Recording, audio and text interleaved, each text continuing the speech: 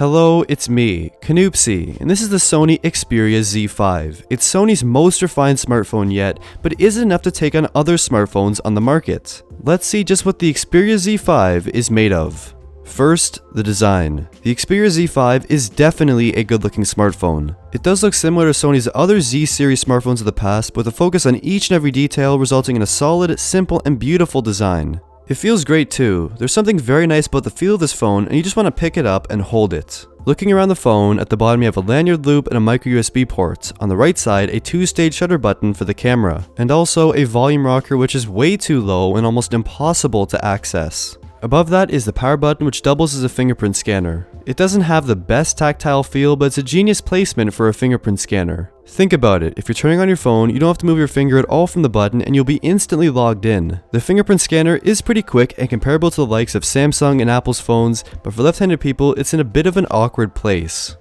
On the left side of the phone, you have a flap cover for your SIM card and micro SD cards up to 200GB, giving you a total storage of 232GB. The flap is there to make the phone IP65 and IP68 water resistant. The back of the phone is matte instead of glossy like previous Sony phones, and at the top you'll find the headphone jack and microphone, while the front has a 5-megapixel camera and dual front-facing speakers, which sound pretty good. They're pointed directly at you, which is awesome, but they're not that loud. Hey guys, Canoopsy here, and in this video I'll be giving you my full review of the iPad Pro. The iPad Pro is one interesting device and in some ways a questionable device. First, let's discuss design. Also at the front is of course the 5.2-inch 1080p LCD triluminous display with 428 pixels per inch, and if you're looking for an even higher resolution display, the Xperia Z5 Premium is your best bet. The display itself looks rather sharp, gets bright enough, and colors are beautiful and punchy. The only negative about the display is the viewing angles. It looks fantastic head-on, but from the side, it starts to look a little bit gray. Moving on to specs, this phone has the Snapdragon 810 processor, Adreno 430 GPU, 3GB of RAM, and 32GB of storage. With these specs, the phone performs fairly well in daily use, but I have noticed a bit of lag when opening and closing apps. This lag is somewhat noticeable during daily use, but I'm sure Sony can fix it with software updates in the future. The Xperia Z5 also has a 2900 mAh battery. With this battery, Sony says you can get 2 days of usage, and that's fairly true, especially with the many power saving modes that Sony includes. Basically, battery life is just not an issue. For software, the phone runs Android 5.1.1 with Sony skin on top. Sony software tends to be pretty good, with few additions, but meaningful additions, and sadly a ton of bloatware, but it can be disabled. The best addition in my opinion are small apps, which as the name suggests, are small floating apps. You can also enhance the audio quality while wearing headphones, which is a pretty cool and useful feature. And lastly, let's talk about the camera. Sony has always been well known for its cameras, and the Xperia Z5's camera is pretty good. And being able to use the shutter button makes the camera experience even better. It's 23 megapixels and is rated the best smartphone camera by DxOMark. Being the absolute best smartphone camera available is a bit debatable, but take a look at some of the shots for yourself.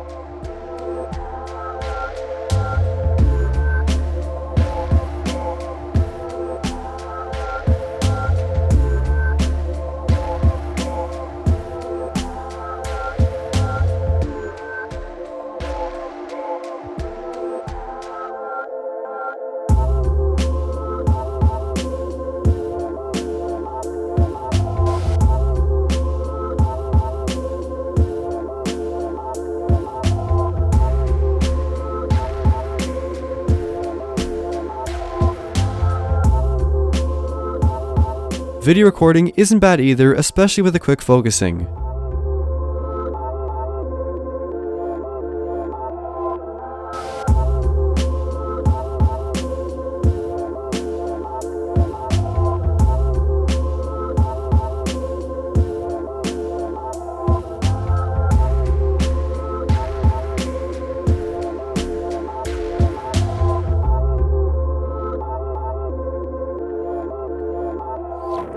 So overall, the Xperia Z5 is a good phone. The design is fantastic, it has some of the best specs available and fairly good software and hardware features. It's a truly solid device that can keep up with the competition in many ways, but there's just something a bit lacking about it. It's not a bad phone by any means, but it just doesn't stand out from a crowd of other fantastic and more affordable Android phones. But if you're looking for a beautiful and water-resistant smartphone that has a solid camera experience and great battery life, then the Xperia Z5 is an excellent choice. What do you think of the Xperia Z5? Leave a comment down below with your thoughts. Like the video if you liked it, and subscribe if you haven't already.